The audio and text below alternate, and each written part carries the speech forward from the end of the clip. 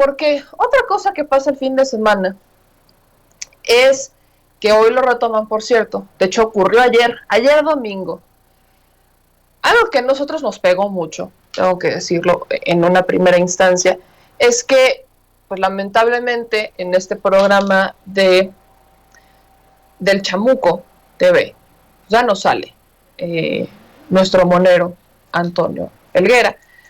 Fue una sorpresa para todos, absolutamente. Y en el programa que hacen el fin de semana, en el que invitan a Hugo López-Gatell, se viene esta interpretación muy curiosa sobre lo que dice el doctor Hugo López-Gatell sobre los niños con cáncer. Miren, el tema de los medicamentos es algo que hemos debatido, yo lo he preguntado en la mañanera, y que se han tardado en resolver, sí se han tardado en resolver. ¿Por qué? Porque el presidente, ahora sí, esta sí es una decisión difícil, no las que tomó Calderón. Tomó la decisión de hacerle frente a los grupos farmacéuticos, a los grupos privilegiados, estas 5 a 10 empresas que formaron parte del club de Tobit de Enrique Peña Nieto particularmente, en donde no importaba el precio de los medicamentos, se les compraba. Aquí en este programa hemos puesto ejemplos, hemos dado nombres y apellidos de cuáles son los principales empresarios. Ahora, no todos perdieron contratos. En realidad, solo uno de estos empresarios y de este grupo es el que pierde los contratos y era el más beneficiado. Nada más uno. Todos los demás actualmente cuentan con contratos, menos de los que antes tenían, pero existentes. Y el problema es que pues el presidente no ha cedido y ellos no han cedido y buscó una alternativa para adquirir los medicamentos desde la ONU con empresas internacionales, haciendo gestiones y haciendo modificaciones en la ley que permitiera que estos contratos pudieran llegar y pudieran hacerse una realidad. El presidente ha informado, la Secretaría de Salud ha informado que, bueno, estos medicamentos se espera que lleguen, hubo un abasto, después hubo otra vez un desabasto, y es importante también mencionar que el desabasto de estos medicamentos a nivel internacional existe, ¿no? Eso es algo que se ha mencionado, se nos ha dicho y demás. Pero lo que yo no considero que sea prudente es que se tergiversen declaraciones asumiendo cosas que no se dicen. Vamos a escuchar, solo escuchar porque bueno, es un programa, es de Canal 22, no nos vayamos a meter en problemas. Vamos a escuchar lo que dijo el doctor Hugo López-Gatell en este programa de Los Moneros. Escuchen bien lo que dice, porque yo en ninguna parte veo que diga que no va a solucionar el problema, pero también advierte que algo que está pasando. Lo toman como una exageración y ahora dicen que son los niños los culpables. Escuchen puntualmente lo que dijo el subsecretario Hugo López-Gatell. Ahora, aquí me gustaría aprovechar para hacer una especie de alerta, o por lo menos que quede registrado. Este tipo de generación de narrativas de golpe, a veces se ha conectado en Latinoamérica, en la historia de Latinoamérica, con golpe sí, golpe claro. de Estado. Sí, claro, por supuesto. Y esta idea de los niños con cáncer que no tienen medicamentos, cada vez lo vemos más posicionado como parte de una campaña más allá del país, sí, claro, de los grupos de derecha internacionales que están buscando crear esta ola de simpatía en la ciudadanía mexicana, ya con una visión casi golpista. Es de manual, y es de manual en varios países. Así es. Eso es lo que dice Hugo López-Gatell. ¿En algún momento ustedes escucharon que dijera Gatell que no lo van a resolver? ¿En un momento alguien escuchó que dijera Gatell algo que no supiéramos? Si se dan cuenta, el doctor no dijo que fueran los niños ni los padres de los niños. Dijo que grupos conservadores se trepan en estos casos y buscan orquestar un golpe.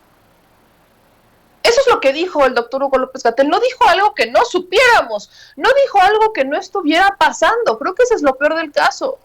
Y es que no solamente son los niños con cáncer, es la causa feminista. No solamente es la causa, ahora la LGBT también. Ahora resulta que la derecha es pro LGBT, por piedad de Dios.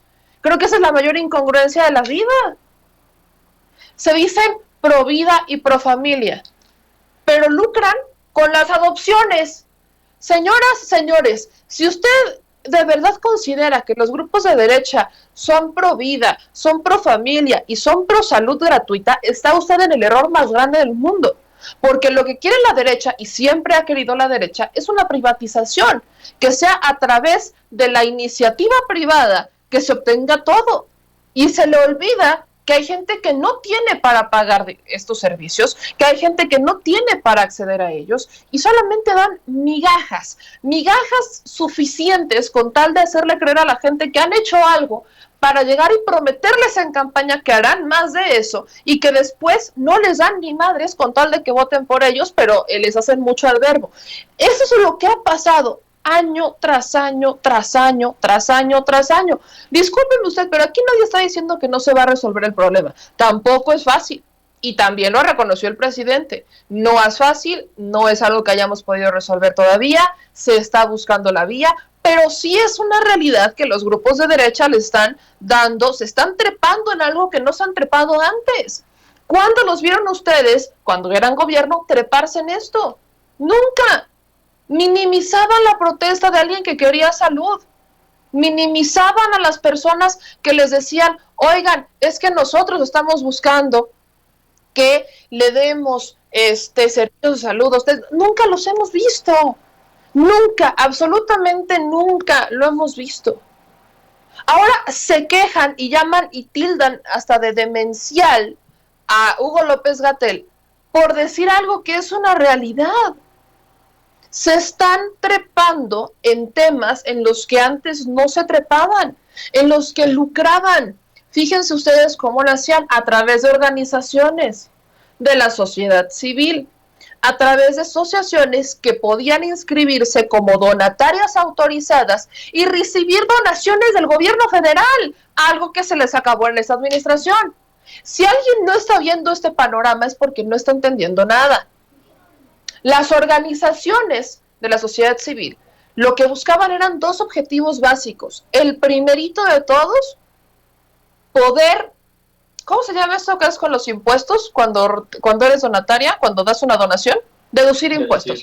Las grandes empresas, siempre se me olvida la palabra deducir, las grandes empresas y empresarios buscaban crear fundaciones o apoyar a organizaciones de la sociedad civil para deducir impuestos, o sea, pagar menos impuestos de los que antes podrían, los que realmente tendrán que pagar como empresa.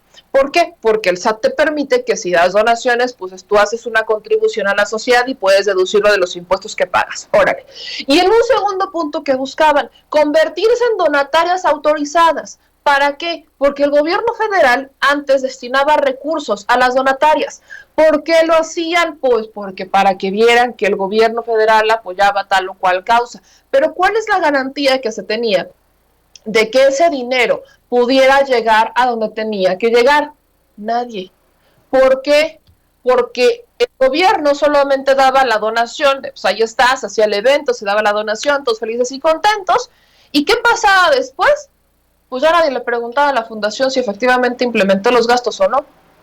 ¿Y qué pasaba? Si a alguien se le ocurría preguntar, pues la organización perfectamente podía maquillar las cifras y decir, le dimos 500,000 pesos a Chuchita. ¿Por qué decidimos así? Porque pues, estaba muy necesitada. Debáteselos, peléaselos. El pleito, por ejemplo, con Mexicanos contra la Corrupción, que es una de estas organizaciones, es que, pues a pesar de que están obligadas a informar sus gastos financieros y todo esto ante Hacienda, pues para muchos había una clara evasión fiscal. Eso de las donatarias, bien me dice el productor, pues para unos es deducción y para otros es evasión fiscal, ¿no? Para muchos podría verse de esta manera. Lamentablemente, este es un esquema en el que hemos vivido muchos años y se les acabó el cochinito. Por eso también están en contra, pues más bien por eso la campaña de Margarita Zavala también tiene que ver con la de que regresaran las estancias infantiles. ¿Por qué? Porque a las personas que abrieron una estancia infantil les daban recursos por cada niño. Entonces maquillaban y decían que tenían 40 niños cuando solamente iban 10. Eso es también lo que pasaba. Son esquemas de desvío de recursos en donde se aprovechaban de programas sociales que bien perfectamente, si no se hubieran hecho corruptos, hubieran funcionado, pero que a la hora de la implementación se le daban a personas corruptas, a los familiares, a los tíos, a los primos, a los compadres, los tenías calladitos y sin que nadie te dijera nada, les pasabas lanita y todos felices y contentos. Creo que hay que tener la dinámica mucho más abierta y hay que tener un contexto. Por eso es importante recordar e insistir, porque hay quienes como León Krause, como Van Pipe, como Loret de Mola se estancan en lo que hoy pasó, nada más exclusivamente hoy, y lo toman como un acontecimiento aislado, sin tomar en cuenta el contexto, sin tomar en cuenta lo que hemos pasado. El pasado no se borra, compadres, ahí está, es historia. ¿Y para qué sirve la historia? Para no repetir esos mismos errores. Si no fueron a sus clases de historia, regrésense a la primaria, compadres, porque hay muchas cosas que han ocurrido, que han repetido una y otra vez. Y hoy los medios de comunicación estamos en una intensa batalla por informarnos contra la desinformación que han causado ciertos sectores. Nadie puede negar, y lo repito, que en este tema de los niños con cáncer, como en el feminismo, como en el LGBT, como en las estancias infantiles, como con todo lo que tiene que ver con actividad social, se ha lucrado porque era su pequeña minita de oro. Por piedad, dejen de ser tan hipócritas y empiecen a dejar ese discursito atrás porque nadie se los compra, se les avisa. Gracias. Y don David, porque